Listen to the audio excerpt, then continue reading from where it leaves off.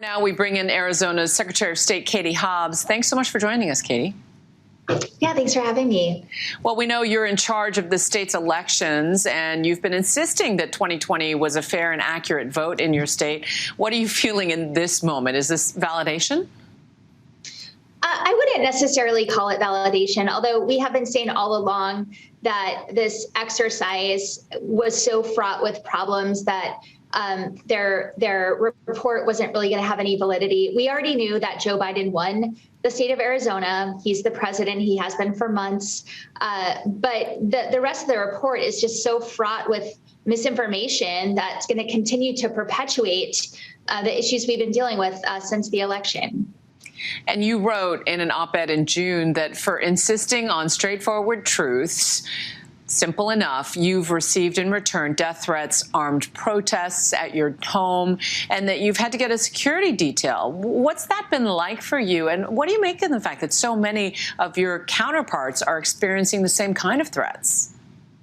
Well, I mean, obviously, it's a little bit personally taxing, but I'm much more concerned about the bigger picture in terms of election officials and the experience they bring to the table, and the fact that this kind of attack and harassment has been happening for months, and it's causing a drain, not just from our office, but across the country. We're losing that expertise, and that is really a threat to our democracy.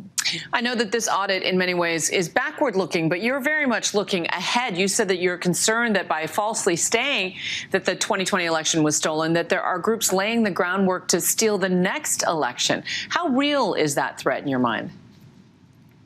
Oh, it's absolutely real. I mean, right now there are folks saying that this report should serve to decertify the 2020 election. That's not even a thing. It's not possible to do that. And even if it was possible, there's no evidence to do that. And so it's ridiculous. But they're just continuing to sow doubt and undermine confidence in the systems so that this kind of thing can continue happening. And I think if anyone's learned any lessons from watching this exercise in Arizona, it's that we shouldn't take seriously any leaders who try to replicate this so-called audit in their states. It's been said that the Stop the Steal efforts were amateurish in some way, but now there's a more organized nationwide campaign to put in voting restrictions. I mean, as Secretary of State, what do you think of those developments? Well, this is absolutely part of the multifaceted attack that we're seeing on the freedom to vote. And certainly a lot of election-related bills that make it harder for people to vote were introduced in legislative sessions across the country this year, more than we've ever seen. And these are predicated on the big lie and misinformation about the election. And they don't do anything to actually make election administration more effective or streamlined, make it easier for voters to vote. They just make it harder to vote. And most of them are based on things that aren't actually happening and non-existent fraud. You mentioned that there are elements inside this report that you think only contribute to more disinformation. Without, giving more air to those nuggets of disinformation, what would you say about the nature of that information and how Americans should look at that report?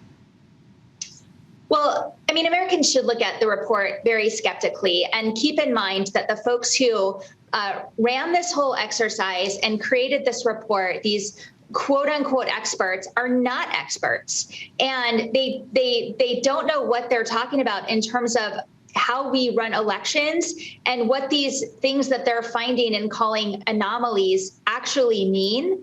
Because there's an explanation for everything that they're saying. And so they're trying to undermine the integrity of the process, and they just have no validity to what they're saying. And so what will it take ultimately, in your view, to bridge that mistrust gap?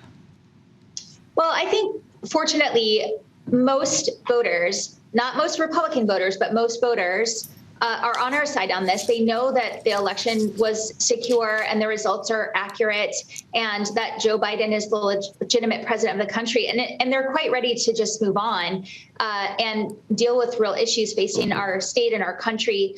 And I'm going to keep speaking the truth about this. I know my colleagues across the country are committed to doing that as well. And that's really the best way to combat this misinformation.